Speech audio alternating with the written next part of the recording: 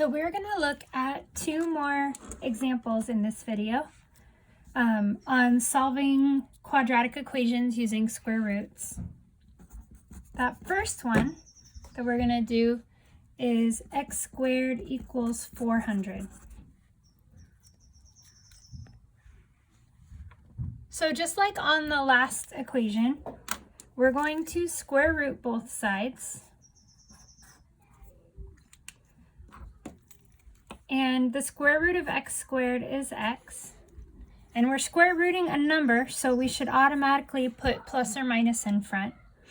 And if you type in the square root of 400 into a calculator,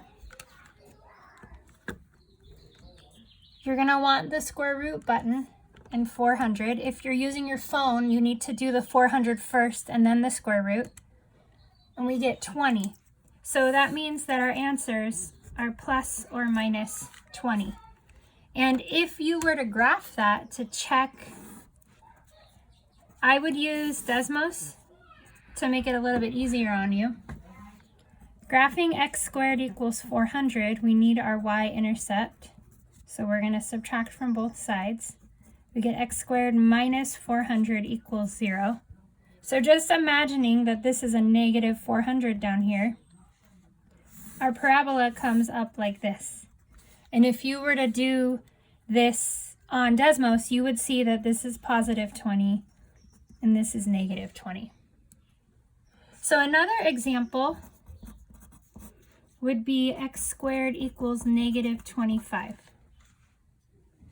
And if you take the square root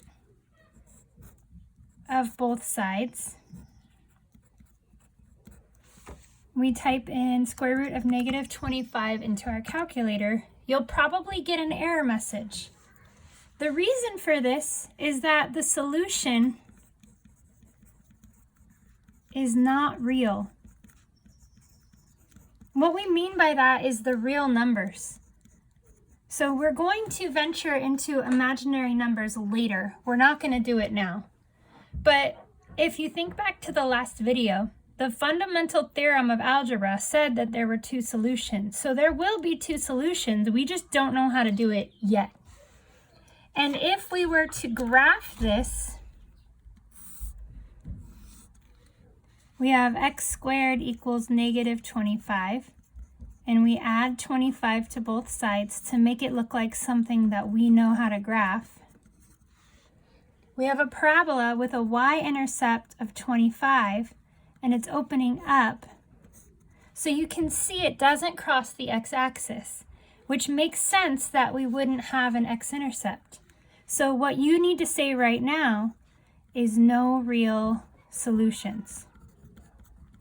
That doesn't mean later we won't find them, but as of today, we just don't know what the solutions are at this point, and we can't graph them on our x-axis.